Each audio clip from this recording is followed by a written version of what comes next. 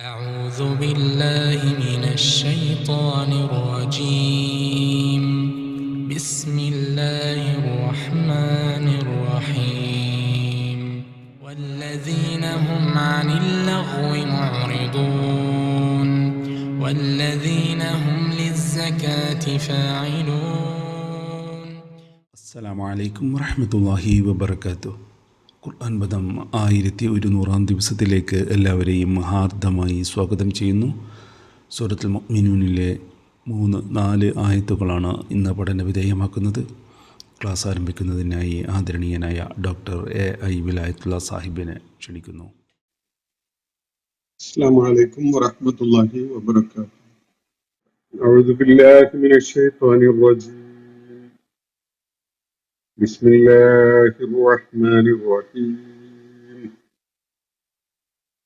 വല്ലദീന ഹും അനിൽ ലഗ്വി മുഅ്രിദൂൻ വല്ലദീന ഹും ലിസ്സകാത്തി ഫാഇലൂൻ. സദഖല്ലാഹുൽ അലിയ്യുൽ അദീം. സൂറത്തുൽ മുഅ്മിനൂനിലെ 3-4 ആയത്തുകളാണ് ഞാൻ നിങ്ങളെ കേൾപ്പിച്ചിട്ടുള്ളത്. വിശുദ്ധ ഖുർആനിലെ 23-ാമത്തെ അധ്യായമായ അൽ മുഅ്മിനൂൻ നബി സല്ലല്ലാഹു അലൈഹി വസല്ലമയുടെ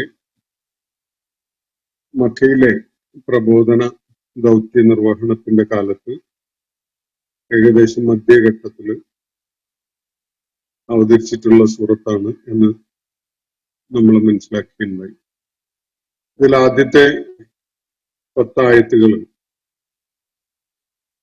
സത്യവിശ്വാസികൾ അനിവാര്യമായും കൈവരിക്കേണ്ട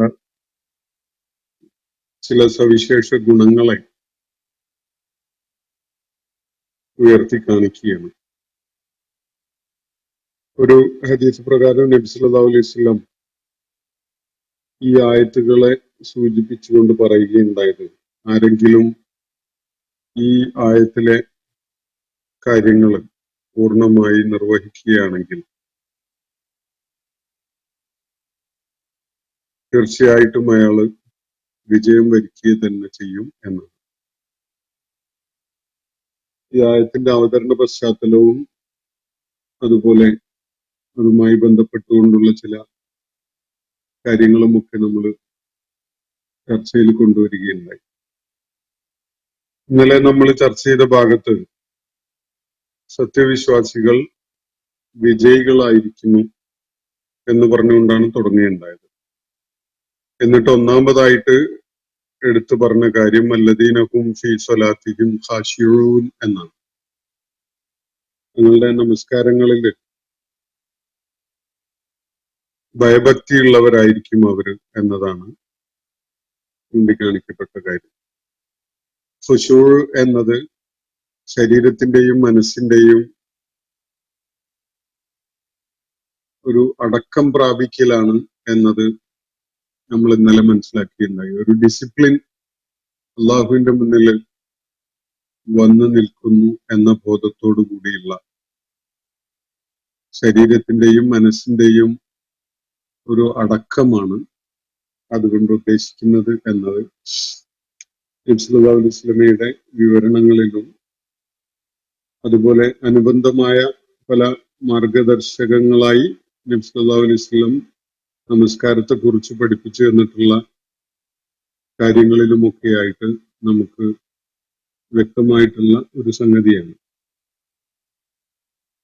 പ്രകൃതിപരമായ സ്വാഭാവികമായ കാരണങ്ങളാലൊക്കെ മനസ്സിലേക്ക് വ്യത്യസ്തമായ ആലോചനകളും ചിന്തകളും ഒക്കെ കടന്നു വരാമെങ്കിലും അവയെ ക്ഷണിച്ചു വരുത്തുന്നതും സ്വാഗതം ചെയ്തുകൊണ്ട് നിൽക്കുന്നതും ഒരിക്കലും തന്നെ നമസ്കാരത്തിന്റെ ചൈതന്യത്തിനോട് യോജിച്ചു പോകുന്ന ഒരു കാര്യമല്ല. അതേപോലെ തന്നെ അനിവാര്യമായ ചില ശാരീരികമായ ചലനങ്ങൾ നമസ്കാരത്തിന്റെ ഇടയിൽ വേണ്ടി വരുമ്പോൾ അത് വളരെ അനിവാര്യമായത് കൊണ്ട് മാത്രം നിർവഹിക്കുക എന്നതല്ലാതെ നമസ്കാരത്തിന് ലഭിക്കേണ്ട ഒരു ഏകാഗ്രതയ്ക്ക് ഭംഗം വരുത്തുന്ന വിധത്തില് നമസ്കാരത്തിന്റെ ഭാഗമല്ലാത്തതായ ചലനങ്ങൾ ഉണ്ടാക്കുന്നത് വിലക്കുള്ള നബി സല്ലല്ലാഹു അലൈഹി വസല്ലം ഹറാമായിട്ട് പഠിപ്പിച്ചിട്ടുള്ള കാര്യങ്ങളാണ്. പലപ്പോഴും പൊതു ഇടങ്ങളിലുള്ള നമസ്കാര സന്ദർഭങ്ങളിൽ നമുക്ക് ഒന്ന് നിരീക്ഷിച്ചാൽ അത് പലരും പാലിക്കുന്നില്ല എന്നത് കാണാൻ സാധിക്കും. നമ്മളും വീഴ്ച വരുത്തുന്നുണ്ടാവും. നമസ്കാരത്തിന്റെ ഏകാഗ്രത എന്ന് പറയുന്നത് വളരെ ശ്രമകരമായിട്ട് മാത്രം നേടിയെടുക്കാൻ കഴിയുന്ന ഒരു സംഗതിയാണ്.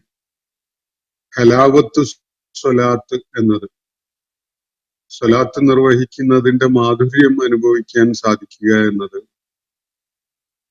നമ്മൾ ആർജിക്കുന്ന തഖ്വയുടെ കൂടി ഫലമായിട്ടുള്ളതാണ്. പല അനാവശ്യമായ കാര്യങ്ങളിലേക്കും മനസ്സിനെയും ശരീരത്തെയും നമ്മുടെ ചിന്തയെയും ഒക്കെ വ്യാപരിക്കാൻ വേണ്ടി കയറൂരി വിടാതിരിക്കുക എന്നത് ആ തഖ്വ ആർജിക്കുന്നതിന്റെ വളരെ പ്രധാനപ്പെട്ട ഒരു ഘടകമാണ്. കണ്ടുകൂടാത്തത് കാണാതിരിക്കാൻ ഉള്ള ഉദ്ദേശപൂർവമായ ശ്രമം, അതുപോലെ ഇടപഴകേണ്ടതല്ലാത്ത കാര്യങ്ങളിൽ നമ്മൾ ഇടപഴകേണ്ടി വരുന്ന ഒരു സാഹചര്യം ഒഴിവാക്കാനുള്ള ശ്രമം, അത്തരം സംഗതികൾ വിശേഷിച്ച് മനസ്സിനെ മലിനമാക്കുന്ന, മനസ്സിൽ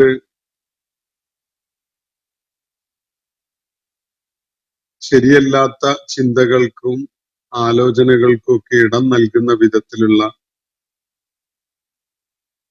മനസ്സിനെ ജീർണമാക്കുന്ന വിധത്തിലുള്ള കാഴ്ചകളും ദൃശ്യങ്ങളും ഒക്കെ നമസ്കാരത്തിന് ചൈതന്യം കളയുന്ന, അതിന്റെ ഏകാഗ്രത നഷ്ടപ്പെടുത്തുന്ന കാര്യങ്ങളിൽ പെട്ടതായിട്ട് കാണാൻ കഴിയും. നബി സല്ലല്ലാഹു അലൈഹി വസല്ലമയുടെ ഹദീസുകളിൽ അത്തരം സൂചനകൾ വളരെയേറെ നമുക്ക് കാണാൻ സാധിക്കും. അതുപോലെയുള്ളത് നമസ്കാരത്തിന്റെ ചൈതന്യവത്തായ ഏകാഗ്രതയോടുകൂടിയുള്ള നിർവഹണം സാധ്യമാകുന്നത് മനസ്സ് മലിനപ്പെടാതെ കാത്തു സൂക്ഷിക്കുമ്പോൾ മാത്രമാണ്. നമസ്കാരം നിർവഹിക്കുന്ന വേളയിൽ മാത്രമല്ല, അല്ലാത്ത സന്ദർഭങ്ങളിലും മനസ്സിന്റെ വിശുദ്ധി കാത്തു സൂക്ഷിക്കുക എന്നത് നമസ്കാരം ഏകാഗ്രതയുള്ളതാക്കി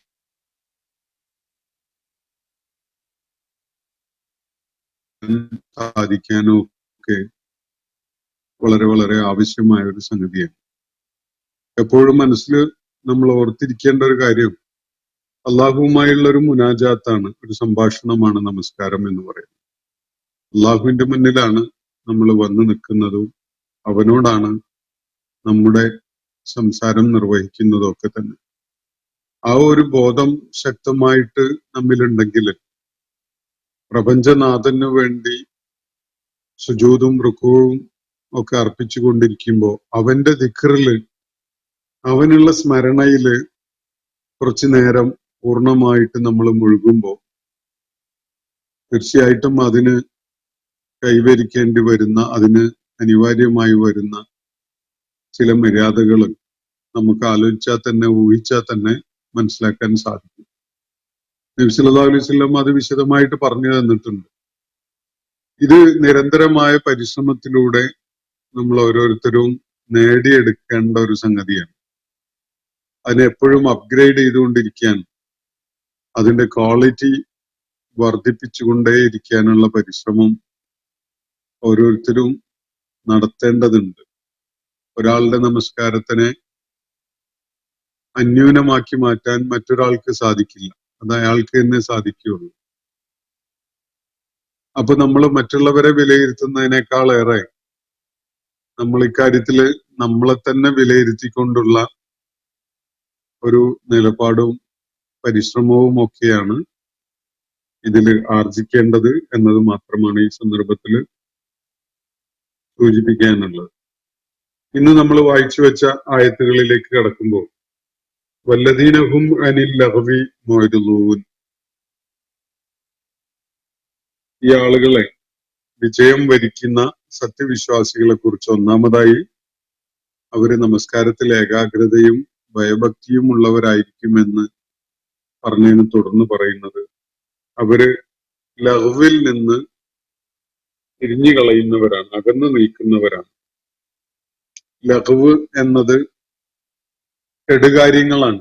അനാവശ്യമായതും ഗുണമില്ലാത്തതും ദ്രോഹമുള്ളതുമായ ഏത് കാര്യവും അത് സംസാരമോ പ്രവർത്തനമോ ഒക്കെ ആകാം. അതിൽ നിന്നൊക്കെ അകന്നു നിൽക്കുന്നവരാണ് സത്യവിശ്വാസികൾ എന്നാണ് ഇവിടെ സൂചിപ്പിക്കപ്പെടുന്നത്. ലക്ഷ്യബോധമാണ് സത്യവിശ്വാസിയുടെ ഒരു ശ്രദ്ധേയമായ മുഖമുദ്ര തന്നെ. അപ്പൊ ലക്ഷ്യം കൈവരിക്കുന്നതിന് ഉപകരിക്കുന്ന ബന്ധങ്ങളും ഇടപെടലുകളും പ്രവർത്തനങ്ങളും അതുപോലെ വിനോദങ്ങളും ഒക്കെ തന്നെയായിരിക്കും സത്യവിശ്വാസി പിന്തുടരുക. ലക്ഷ്യം കൈവരിക്കാൻ ഉപകരിക്കുന്ന വിനോദങ്ങളുണ്ട്. അത്തരത്തിലുള്ള കായികവും മാനസികവുമായ ഉല്ലാസം നൽകുന്ന സംഭവങ്ങളൊക്കെ ഉണ്ട്. അതിന് ആ വിനോദങ്ങളിൽ ഏർപ്പെടുമ്പോൾ പോലും അതിന് ഒരു ദിശാബോധം ഉണ്ടാവും, ഒരു ലക്ഷ്യം ഉണ്ടാവും. ആ ലക്ഷ്യം കൈവരിക്കുന്നതിന് വേണ്ടി ജീവിതം വിജയമാക്കി മാറ്റാൻ വേണ്ടിയുള്ള ഉദ്ദേശത്തോടു കൂടി നിർവഹിക്കപ്പെടുന്നതായിരിക്കും അതൊക്കെ തന്നെ. അനാവശ്യമായി അർത്ഥരഹിതമായ സംസാരം, നമ്മള് പലപ്പോഴും ആളുകള് കൂടുതൽ സമയം ചെലവഴിക്കുന്നതായിട്ട് കാണാൻ സാധിക്കുക അങ്ങനെയുള്ളതിലായിരിക്കും. അർത്ഥശൂന്യമായ അനാവശ്യമായ സംസാരങ്ങൾ, ചിലപ്പോ ഒക്കെ തമാശ പറച്ചിലിന്റെ സ്വഭാവത്തിലൊക്കെ ആയിരിക്കും അത് തുടങ്ങാം. പക്ഷെ അത് അവസാനിക്കല് പലപ്പോഴും പരദൂഷണത്തിലും ഏഷണിയിലും മറ്റുള്ളവരെ മാനസികമായി പീഡിപ്പിക്കുന്നതിലും ദ്രോഹിക്കുന്നതിലൊക്കെ ആയിരിക്കും. ഏറ്റവും ചുരുങ്ങിയത് സമയം കൊല്ലികളായിരിക്കും അത്തരം പ്രയത്നം അല്ലെങ്കിൽ അത്തരം ഏർപ്പാടുകളൊക്കെ തന്നെ. അങ്ങനെ ആളുകൾക്ക് അങ്ങനെ ഒരു ധാരണയുണ്ട്, സമയം അങ്ങനെ വെറുതെ ഒന്ന് തീർക്കാമെന്ന്, അല്ലെങ്കിൽ എങ്ങനെയെങ്കിലും സമയം പോയി കിട്ടണമല്ലോ എന്നുള്ള ഒരു കൺസേൺ ആളുകൾക്ക്, പലരും അത്തരം ഒരു കൺസേൺ പ്രകടിപ്പിക്കുന്നത് കാണാം. സമയം ഒന്ന് പോയി കിട്ടാൻ. അള്ളാഹുമായുള്ള ബന്ധം ഊഷ്മളമാക്കാൻ ശ്രമിച്ച ഒരാളെ സംബന്ധിച്ചിടത്തോളം സമയം നിരർത്ഥകമായിട്ട് തീർക്കാനുള്ളതല്ല. സമയം കൊല്ലുക എന്നത് തന്നെ ഏറ്റവും അബദ്ധം നിറഞ്ഞിട്ടുള്ള ഒരു പ്രയോഗമാണ്. ഒന്നിനും കഴിയാതിരിക്കുമ്പോ മനുഷ്യന് നിർവഹിക്കാൻ കഴിയുന്ന ഒരു സംഗതിയാണ് ദിക്ർ, അള്ളാഹുവിനെ സ്മരിക്കുക എന്നത്. അള്ളാഹുവിനെ സ്മരിക്കുന്നതിനുള്ള അദ്കാറുകള് നമ്മുടെ നാവിൻ തുമ്പില് കൊണ്ടുവരിക എന്നതും നമ്മുടെ മനസ്സിന്റെ ഒരു സാന്നിധ്യത്തോടുകൂടി മനസ്സാന്നിധ്യം കാണിച്ചുകൊണ്ട് അള്ളാഹുവിനെ ദിക്ർ ചെയ്യുക എന്നുള്ളതും വളരെ മഅ്ജൂറായ വളരെ ഫലദായകമായ കാര്യമാണ്. ഒരിക്കലും നബി സല്ലല്ലാഹു അലൈഹി വസല്ലം അനുയായികളോട് അവര് പരാതിപ്പെടുകയായിരുന്നു, അള്ളാഹുവിന്റെ ദൂതരെ, സമ്പന്നരായ ആളുകൾ എല്ലാ പുണ്യവും കൊണ്ടുപോവുകയാണ്. അവര് ഞങ്ങളെപ്പോലെ നമസ്കരിക്കുകയും നോമ്പനുഷ്ഠിക്കുകയും അതുപോലെയുള്ള പ്രയത്നങ്ങളിലൊക്കെ ഏർപ്പെടുകയും ചെയ്യുന്നു. കൂടാതെ അവർക്ക് ദാനധർമ്മങ്ങൾ ചെയ്തുകൊണ്ട് പുണ്യം നേടാനും സാധിക്കുന്നു. ഞങ്ങൾക്കൊന്നും കിട്ടുന്നില്ലല്ലോ എന്നാണ്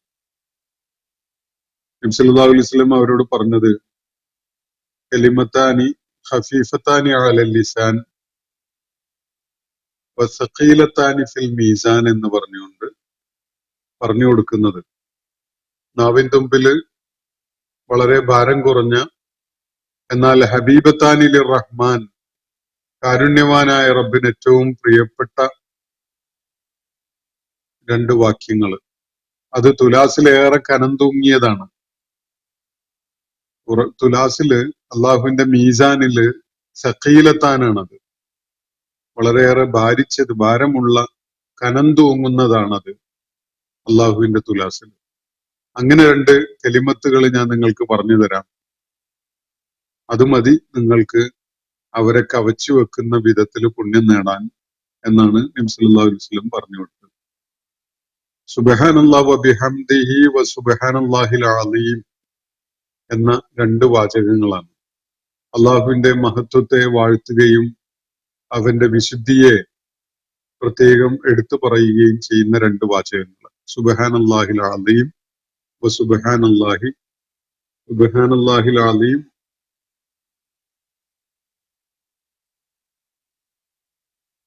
കലിമത്താനാണ്. സുബ്ഹാനല്ലാഹ് വബിഹംദിഹി വസുബ്ഹാനല്ലാഹിൽ അലീം 2 വാചകങ്ങൾ. ഈ 2 വാചകങ്ങള് നിങ്ങളുടെ ജീവിതത്തിന്റെ എല്ലാവിധ ശൂന്യതയെയും ഇല്ലാതെയാക്കും. അത് നിങ്ങളുടെ ഹൃദയങ്ങളെ ധന്യമാക്കും എന്നതോടൊപ്പം തന്നെ നിങ്ങളുടെ അമലുകളുടെ മീസാൻ, അമലുകള് തൂക്കപ്പെടുന്ന തുലാസ് അതില് കനം കൂട്ടുകയും ചെയ്യും എന്നാണ് നബി സല്ലല്ലാഹു അലൈഹി വസല്ലം ആ ദരിദ്രരായ അനുചരന്മാരെ ഉപദേശിക്കുകയുണ്ടായത്. അപ്പൊ ഞാൻ സൂചിപ്പിച്ചു വന്നത്, ഈ ആളുകള് സത്യവിശ്വാസത്തിന്റെ മാധുര്യം അനുഭവിച്ചുകൊണ്ട് വിജയത്തിലേക്ക് മുന്നേറുന്ന ആളുകൾ, അവര് വല്ലദീനഹും അനിൽ ലഗ്വി മുഅ്രിദൂൻ, വ്യർത്ഥമായ കാര്യങ്ങളിൽ നിന്ന് അവര് അകന്നു നിൽക്കും, അതിൽ നിന്നൊക്കെ വിട്ടു നിൽക്കുന്നവരാണ് അവർ. ലഹ്വ് എന്ന് പറഞ്ഞാൽ അത് സംസാരവുമാവാം പ്രവർത്തനവുമാവാം. ഫലശൂന്യമായ, അർത്ഥരഹിതമായ, നിരർത്ഥകമായ കാര്യങ്ങളിൽ സമയം ചെലവഴിക്കുന്നവരെല്ലാവരും. 2 തരം പ്രവർത്തനങ്ങളെ ഉള്ളൂ യഥാർത്ഥത്തിൽ. ഒന്ന് ഗുണമുള്ളത്, മറ്റത് ദോഷമുള്ളത്. പ്രവർത്തനങ്ങളില് നിർഗുണമായത് എന്ന് പറഞ്ഞ ഒരു സംഗതി യഥാർത്ഥത്തിൽ ഇല്ല. നിർഗുണമായത് എന്നത് ഏറ്റവും ചുരുങ്ങിയത് നമ്മുടെ സമയം കവർന്നെടുക്കുകയെങ്കിലും ചെയ്യും. അത്തരം പ്രവർത്തനങ്ങൾ കൂടുതൽ അപകടകരമായ പല പ്രവണതകളിലേക്കും നമ്മെ കൊണ്ടുപോകാനും സാധ്യതയുണ്ട്. മറിച്ച് നന്മകളിലേക്ക് എത്തിക്കുന്ന ഫലദായകമായ പ്രവർത്തനങ്ങളും സംസാരവും ഉണ്ട്. അത് വലിയ വലിയ നേട്ടങ്ങള് അതിന്റെ പുറകെയായിട്ട് നമുക്ക് ഉണ്ടാക്കി തരും. നല്ല സംസാരം, നല്ല പ്രവർത്തനം, അത് വലിയ ഫലം ഉണ്ടാക്കി തരുന്ന, ഒരുപക്ഷെ ദീർഘകാലത്തേക്ക് അതിന്റെ ഇമ്പാക്റ്റ് ഉണ്ടാക്കുന്നതായിരിക്കും. നിർഗുണമായത്, ഒരു ഉപയോഗമില്ലാത്തത്, ഫലശൂന്യമായത് എന്നൊക്കെ നമ്മൾ തുടക്കത്തിൽ കരുതുന്നത്, അത് എത്തിച്ചേരുന്നത് നെഗറ്റീവായ, ഏറ്റവും ദോഷകരമായ പലതിലുമായിരിക്കും. അതാണ് അതിന്റെ സ്വഭാവം. അതുകൊണ്ടാണ് ഇവിടെ ലഘുവിന്റെ ബഹുവചനമായിട്ട് ലഘ്വിയാത്ത് എന്നുള്ള ഒരു പ്രയോഗവും കാണാൻ കഴിയും. അത്തരം വ്യർത്ഥമായ, അനാവശ്യമായ, അർത്ഥശൂന്യമായ കാര്യങ്ങൾ, അതിൽ യാതൊരുവിധ സതുദ്ദേശവും നമുക്കുണ്ടാവില്ല, ഒരാൾക്കും ഒരു പ്രയോജനവും ഉണ്ടാവില്ല. അത്തരം സംഗതികളിൽ നിന്ന് മാറി നിൽക്കുന്ന, അകന്നു നിൽക്കുന്നവരാണ് സത്യവിശ്വാസികൾ എന്നാണ് ഇവിടെ സൂചിപ്പിക്കപ്പെടുന്നത്. അപ്പോ അതിലേക്ക് ആകൃഷ്ടരാവാൻ സാധ്യതയുള്ള സന്ദർഭങ്ങളിൽ അതിലേക്ക് ശ്രദ്ധ കൊടുക്കാതെ അതിൽ നിന്ന്, ആ സാഹചര്യത്തിൽ നിന്ന് പിൻവാങ്ങും എന്നതാണ് സത്യവിശ്വാസികളുടെ ഒരു പ്രത്യേകത. അത്തരം ഇടങ്ങളിലേക്ക് നടന്നു പോവാതെ, അല്ലെങ്കിൽ അങ്ങോട്ട് എത്തിച്ചേരാതെ അവര് സ്വയം സംരക്ഷിക്കും. അങ്ങനെ വല്ല വ്യർത്ഥമായ ലഘുവ് നടക്കുന്ന ഒരു ഇടത്തേക്ക് എത്തുകയാണെങ്കിൽ അവര് ഇന്റൻഷണൽ ആയിട്ട് തന്നെ, ബോധപൂർവം തന്നെ അവിടുന്ന് പിൻവാങ്ങിപ്പോകും. വിശുദ്ധ ഖുർആനിലെ സൂറത്തുൽ ഫുർഖാനില് 72-ാമത്തെ ആയത്തിൽ അല്ലാഹു ഈ കാര്യം ചൂണ്ടിക്കാണിക്കുന്നുണ്ട്. വൈദാ മർറൂ ബിൽ ലഗ്വി മർറൂ കിറാമ എന്നാണ് പറയുന്നത്. വ്യർത്ഥമായ, അർത്ഥശൂന്യമായ കാര്യങ്ങൾ നടക്കുന്നിടത്തൂടെ അവർ നടന്നു പോകാനിടയാവുകയാണെങ്കിൽ അവര് വലിയ മാന്യതയോടുകൂടിയാണ് അതുവഴി അങ്ങ് കടന്നു പോകും. അതിൽ പങ്കാളികളാവാതെ, അതിൽ ചെന്ന് ചേരാതെ, ആ ലഘുവിന്റെ ഭാഗമായിട്ട് മാറാതെ അവര് അവരുടെ അവസ്ഥ സുരക്ഷിതമാക്കുന്ന ഒരു നിലപാട് സ്വീകരിക്കും. യഥാർത്ഥത്തിൽ ഉത്തരവാദിത്വ ബോധമുള്ള ആളുകൾ ഒരിക്കലും തന്നെ ഇത്തരം ലഘുവിയാത്തിൽ ചെന്ന് ചാടാൻ സന്നദ്ധരാവുകയില്ല. കാരണം അത് പലതും നഷ്ടപ്പെടുത്തലാണ്.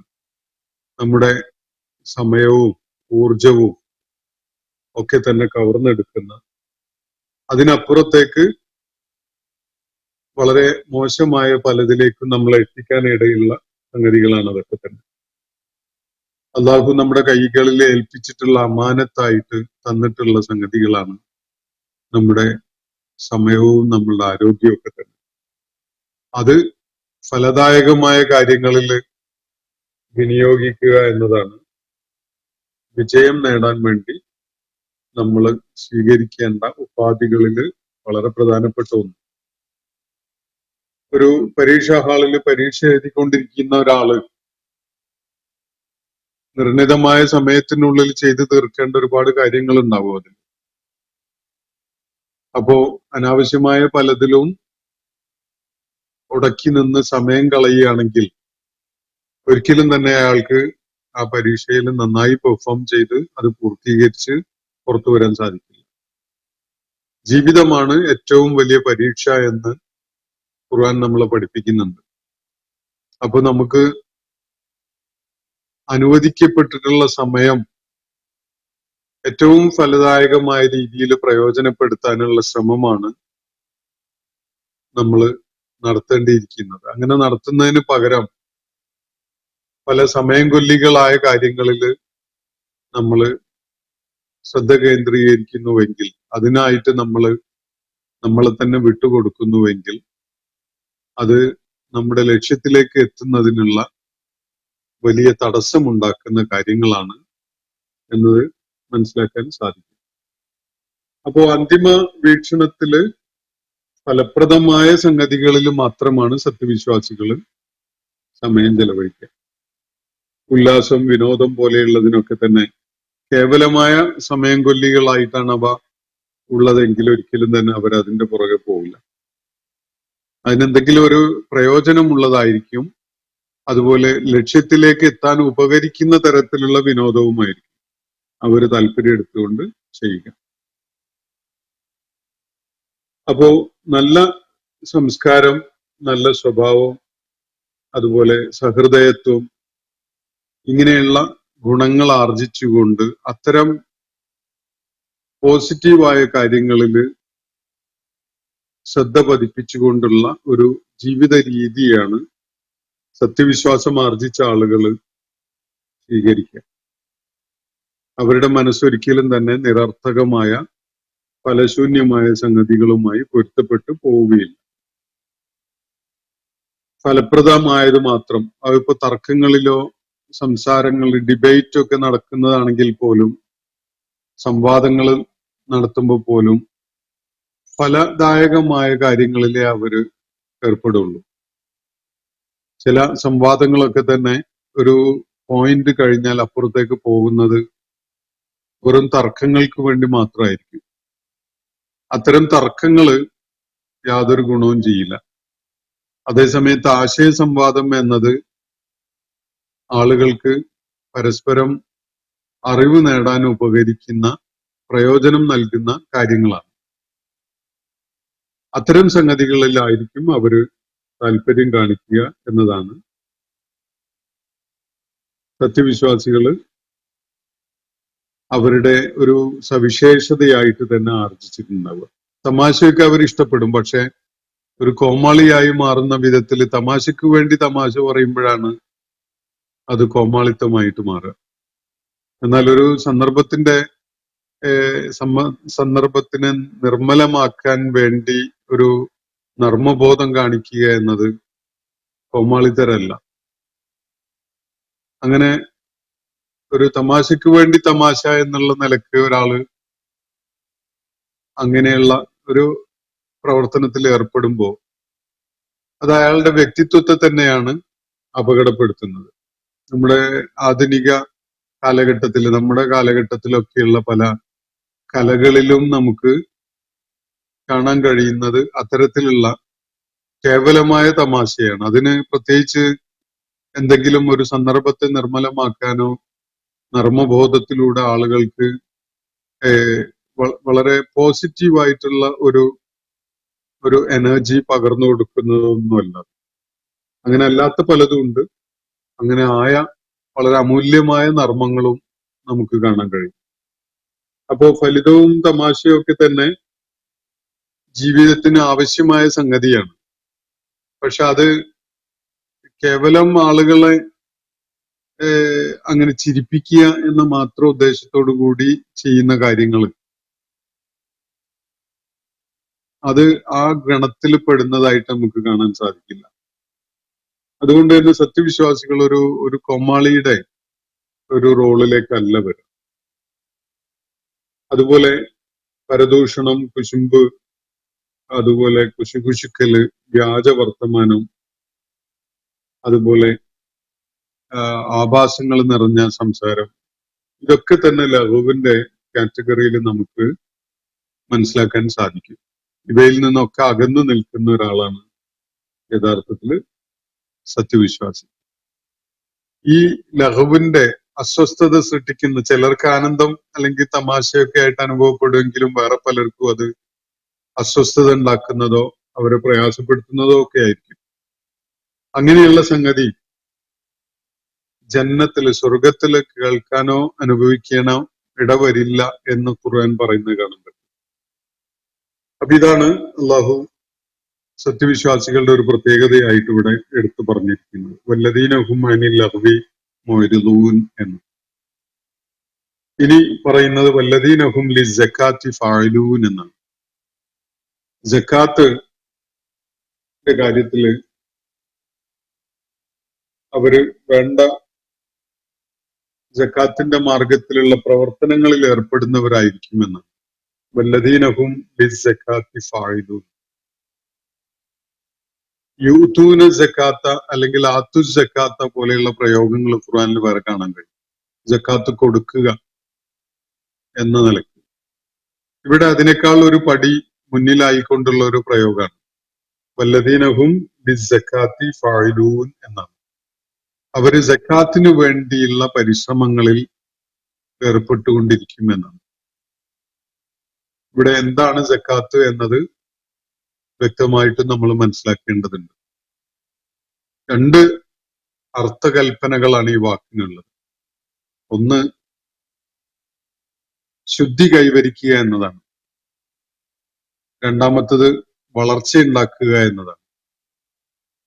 സാമ്പത്തികമായ കാര്യങ്ങളിൽ ഒരാളുടെ ദൈവികമായ വിധത്തില് അയാളുടെ സംരംഭങ്ങള് വളർച്ചയുള്ളതായി മാറണമെങ്കിൽ ഇസ്ലാം വെച്ചിട്ടുള്ള ഒരു നിബന്ധനയാണ് അതിന്റെ ത്വഹാറത്ത് ചെയ്യൽ, അതിനെ ശുദ്ധീകരിക്കൽ. സമ്പത്തിന്റെ ശുദ്ധീകരണമാണ് സക്കാത്ത് നൽകിക്കൊണ്ട് ഓരോരുത്തരും നിർവഹിക്കുന്നത്. അള്ളാഹു മനുഷ്യന്റെ പ്രയത്നങ്ങൾക്ക് വിജയവും വളർച്ചയും ഒക്കെ നൽകുന്നതിനുള്ള ഒരു ഉപാധിയായിട്ട് സക്കാത്ത് വെച്ചിട്ടുണ്ട്. നമുക്ക് എത്രയും സമ്പത്തും വരുമാനവും ഒക്കെ ആർജിക്കാം, പക്ഷെ അതില് ചില ബാധ്യതകൾ നിർവഹിക്കാനുണ്ട്. അതാണ് സക്കാത്ത്. ആ ബാധ്യതകൾ നിർവഹിക്കുന്നത് സമൂഹത്തിന്റെ ആവശ്യമാണ് ഒരു ഭാഗത്ത്. അതേപോലെ ഈ ബാധ്യതകൾ നിർവഹിച്ചുകൊണ്ട് സമ്പത്തിനെ കൈകാര്യം ചെയ്യുന്ന ആളുടെ ആവശ്യം കൂടിയാണ്. അയാളുടെ സാമ്പത്തിക പ്രയത്നങ്ങളിൽ വലിയ വളർച്ച ഉണ്ടാവണമെങ്കിൽ ഈ വിഹിതം അതിന്റെ അർഹരായ ആളുകൾക്ക് നൽകിക്കൊണ്ട് അയാളുടെ സമ്പത്ത് ശുദ്ധീകരിക്കപ്പെടണം. അപ്പൊ ശുദ്ധീകരിക്കപ്പെടുക എന്നതാണ് അതിന്റെ ഒരു താല്പര്യം. ആ ശുദ്ധീകരണ പ്രക്രിയ നിർവഹിക്കപ്പെടുമ്പോഴാണ് അയാളുടെ സാമ്പത്തിക പ്രയത്നങ്ങൾക്ക് വളർച്ചയുണ്ടാകുക. അത് ധനതത്വശാസ്ത്രത്തില് ഒരു വലിയ ഡോക്ട്രിനായിട്ട് തന്നെ നമുക്ക് കാണാൻ കഴിയും.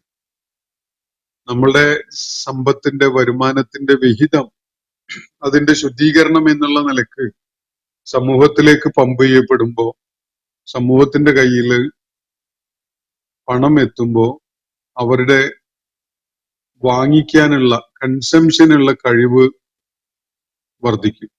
സ്വാഭാവികമായിട്ട് ആ പണം കമ്പോളത്തിലേക്ക് എത്തുകയാണ് ചെയ്യുക. അവരുടെ ആവശ്യങ്ങൾ നിർവഹിക്കാൻ വേണ്ടി പലതും അവര് കമ്പോളത്തിൽ പോയിട്ട് വാങ്ങുന്ന ഒരു സംഗതി ഉണ്ടാവുന്നത് ഈ പണം അവരുടെ കയ്യിൽ എത്തുമ്പോഴാണ്. അത് സാമ്പത്തിക പ്രയത്നങ്ങൾക്ക് ആക്കം കൂട്ടുന്ന ഒരു സംഗതിയായി മാറും. കമ്പോളത്തിൽ സാധനങ്ങൾ വാങ്ങാൻ ആളുകൾക്ക് സാധിക്കുന്നു എന്ന് വരുമ്പോ കച്ചവടം വളരെ കൂടുതലായിട്ട് നടക്കും. കച്ചവടം നടക്കുമ്പോൾ ഉൽപാദനത്തിന് അത് കാരണമാകും. ഉൽപാദനം നടക്കുമ്പോ തൊഴില് പോലെയുള്ള കാര്യങ്ങൾക്കൊക്കെ അവസരങ്ങൾ വർദ്ധിച്ചു വരും. അപ്പോൾ വലിയ അഭിവൃദ്ധി അതിലൂടെ കൈവരിക്കാൻ സാധിക്കും. അത് സക്കാത്ത് കൊടുത്ത ആളുടെ സംരംഭങ്ങൾക്ക് സമാവിയായ ഒരു അനുഗ്രഹം ഉണ്ടാകും എന്ന പോലെ തന്നെ സമൂഹത്തിന്റെ സാമ്പത്തിക പ്രക്രിയയിൽ വലിയ വളർച്ചയും മുന്നേറ്റവും ഉണ്ടാക്കാൻ ഈ സക്കാത്തിന്റെ ധനം സമൂഹത്തിലേക്ക് എത്തുന്ന കാരണമായിട്ട്, ആ പ്രക്രിയ പ്രവർത്തനക്ഷമമാകുന്ന കാരണമായിട്ട് സാധിക്കും. അപ്പൊ ഈ ഒരു പ്രയത്നം നിരന്തരം നിർവഹിച്ചുകൊണ്ടിരിക്കുന്നവരായിരിക്കും സത്യവിശ്വാസികൾ എന്നാണ് ഇവിടെ ചൂണ്ടിക്കാണിക്കപ്പെടുന്നത്. ഇത് കേവലമായ സമ്പത്തിന്റെ ശുദ്ധീകരണം മാത്രമല്ല, സ്വഭാവ സംസ്കരണവും വ്യക്തിത്വത്തിന്റെ ശുദ്ധീകരണവും ഒക്കെ അടങ്ങിയിട്ടുള്ള ഒരു പ്രയോഗമാണ്. അപ്പോൾ സമൂഹത്തെ സംസ്കരിച്ചെടുക്കുന്ന പ്രയത്നത്തിൽ നിരന്തരമായി ഏർപ്പെട്ടുകൊണ്ടിരിക്കുന്നവരാവും സത്യവിശ്വാസികൾ എന്നാണ് ഇവിടെ പറയുന്നത്. അത് സക്കാത്ത് എന്ന സാങ്കേതിക പദം കൊണ്ട് നമ്മൾ മനസ്സിലാക്കുന്ന സാമ്പത്തികമായ ഒരു ഉത്തരവാദിത്വ നിർവഹണം എന്നത് തീർച്ചയായിട്ടും അതിന്റെ ഒരു അർത്ഥതലമാണ്. അതിനപ്പുറത്തേക്ക് സ്വന്തത്തെ സംസ്കരിക്കുന്നതും അതുപോലെ സമൂഹത്തെ സംസ്കരിക്കുന്നതും അതിന്റെ ആ പദം സൂചിപ്പിക്കുന്ന അർത്ഥം തന്നെ അതില് നമുക്ക് നൽകുന്നുണ്ട്. പദം നൽകുന്ന ആ ഭാഷാപരമായി ലഭിക്കുന്ന സൂചനകളിൽ തന്നെ പെട്ടതാണ് ഈ സംസ്കരണ പ്രക്രിയ. അപ്പൊ സമൂഹത്തിന്റെ സംസ്കരണ പ്രക്രിയയിൽ നിരതരായിരിക്കും ഈ ആളുകൾ എന്നാണ് ഇവിടെ പറയുന്നത്. ഈ സംസ്കരണ പ്രക്രിയ സാമ്പത്തിക കാര്യങ്ങളിൽ തീർച്ചയായിട്ടും ഉണ്ട്. അത് കൂടാതെ സാമ്പത്തിക പ്രക്രിയയിലൂടെ അതുപോലെ അനുബന്ധമായ സംസ്കരണ പ്രയത്നങ്ങളിലൂടെ ഓരോ വ്യക്തിക്കും സമൂഹത്തിനും ആർജിക്കാൻ കഴിയുന്ന ഒരു ശുദ്ധീകരണമുണ്ട്. ആ ശുദ്ധീകരണമാണ് ഇവിടെ സൂചിപ്പിക്കപ്പെടുന്നത്. അതിന്റെ പ്രയത്നങ്ങളിൽ നിരതരായിരിക്കും സത്യവിശ്വാസികൾ എന്നാണ് അള്ളാഹുവിടെ സൂചിപ്പിക്കുന്നത്. കേവലം സക്കാത്ത് കൊടുക്കും എന്നല്ല പറയുന്നത്, സക്കാത്തിന്റെ പ്രവർത്തനങ്ങളിൽ നിരതരായിരിക്കും അവര് എന്നാണ് പറയുന്നത്. അത് ശുദ്ധീകരണ പ്രക്രിയയാണ്. സമ്പത്തിനും അതുപോലെ സാംസ്കാരികവും നാഗരികവും ഒക്കെ ആയിട്ട് മനുഷ്യ സമൂഹം ആർജിക്കേണ്ട ശുദ്ധീകരണ പ്രക്രിയയാണ് ഇവിടെ സൂചിപ്പിക്കപ്പെടുന്നത്. വല്ലദീനഹും ലിസ്സക്കാത്തി ഫാഇലൂൻ. അത് നേരത്തെ സൂചിപ്പിച്ച ആത്തൂന സക്കാത്ത എന്നുള്ള പ്രയോഗത്തിൽ നിന്ന് വ്യത്യസ്തമാണ്. ഇവിടെ ഫായിലൂൻ എന്ന വാക്കാണ് ഇവിടെ ഉപയോഗിച്ചിരിക്കുന്നത്. കർമ്മനിരതരായിരിക്കും അവർ ഇക്കാര്യത്തിൽ, ഈ മേഖലയിൽ എന്നാണ് സൂചിപ്പിക്കപ്പെടുന്നത്. സമൂഹത്തിന്റെ ഏറ്റവും ആരോഗ്യകരമായ വിധത്തിലുള്ള പുനഃസൃഷ്ടി ഈ സംസ്കരണ പ്രക്രിയയിലൂടെയാണ് സാധ്യമാവുക. അപ്പൊ സത്യവിശ്വാസികൾ അവരുടെ വ്യക്തിപരമായ ആത്മശുദ്ധീകരണത്തിനപ്പുറത്ത് സമൂഹത്തിന്റെ ശരിയായ രീതിയിലുള്ള പുനഃസൃഷ്ടിക്ക് വേണ്ടി പ്രയത്നിച്ചു കൊണ്ടിരിക്കുന്നവരായിരിക്കും എന്നുകൂടി നമുക്ക് ഈ ആയത്തിന്റെ സൂചനയായിട്ട് മനസ്സിലാക്കാൻ സാധിക്കും. സക്കാത്തുമായി ബന്ധപ്പെട്ടുകൊണ്ടുള്ള ചില കാര്യങ്ങൾ കൂടി ഇതിനോടനുബന്ധമായിട്ട് നിങ്ങളുടെ ശ്രദ്ധയിൽ കൊണ്ടുവരേണ്ടതുണ്ട്. ഇൻഷാ അല്ലാഹ് തുടർന്നുള്ള ദിവസങ്ങളിൽ നമുക്ക് അതിനവസരം കണ്ടെത്താം. അള്ളാഹു നമ്മെ എല്ലാവരെയും അനുഗ്രഹിക്കുമാറാവട്ടെ. വാഖിർ ദഅ്വാനാ അനിൽ ഹംദുലില്ലാഹി റബ്ബിൽ ആലമീൻ. അസ്സലാമു അലൈക്കും വറഹ്മത്തുള്ളാഹി വബറകാതുഹു. ഇന്നത്തെ ഖുർആൻ പദം ഇവിടെ സമാപിക്കുന്നു. ഖുർആൻ പഠനത്തിൽ പങ്കെടുത്ത എല്ലാവർക്കും അള്ളാഹു അർഹമായ പ്രതിഫലം നൽകി അനുഗ്രഹിക്കട്ടെ. വആഖിർ ദഅ്വാനാ അനിൽ ഹംദുലില്ലാഹി റബ്ബിൽ ആലമീൻ. അസ്സലാമു അലൈക്കും വറഹ്മത്തുള്ളാഹി വബറകാതുഹു.